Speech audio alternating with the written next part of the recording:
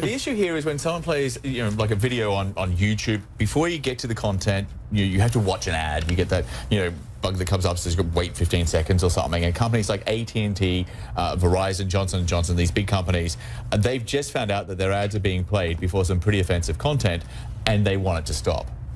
Right, so what's happening is they not only found out they're playing right on top of the video, but sometimes there are other ads that are running.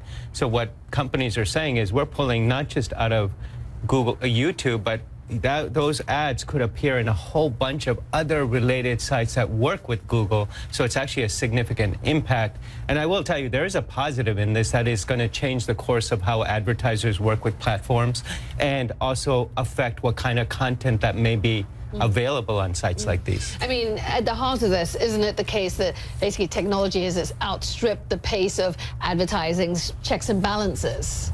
Well, it's the same thing that happened when television was there and all of a sudden the internet showed up and nobody knew how to deal with all of this. So now what you see is even more faster pace with the number of videos being uploaded per hour and things like that. So what's actually happening is advertisers are saying, wait a minute, these are giants that we're advertising on, but so are we. So maybe there's a balance to be struck on what kinds of ads appear on what kinds of content or next to what kinds of content.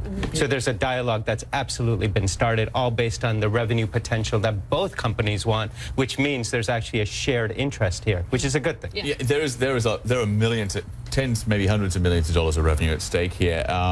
And when you look at the amount of content, 400 hours of content uploaded to YouTube, I thought it was every hour, you thought it was every minute, but regardless, it's a lot. Explains why this is so hard to actually try and do anything about. We heard from Eric Schmidt, the boss of Google. He said he won't make any guarantees, at least not now, that they can fix this. That's pretty telling. Well, it's a balance between how much can technology identify what is the content inside a video. So, for example, is it hate speech? Is it a discussion about hate? And so those are the kinds of things algorithms are currently inside of Google, created by Google engineers, are looking for. This is acceptable or not acceptable under their terms of use. But what is the human mind really thinking when it's making a statement? That's the challenge all algorithms always have. And so that's why the CEO of Google is saying, you know what, I'll try my best. I'll put my best engineers on, update my algorithms, but I can't guarantee it because you never know what somebody's really thinking, and it's hard to determine that. Speaking of challenges, this is what one analyst said about efforts to fix this problem. Google must walk a fine line between giving advertisers more control and alienating the massive community of content creators who've made the site a top destination for coveted young viewers.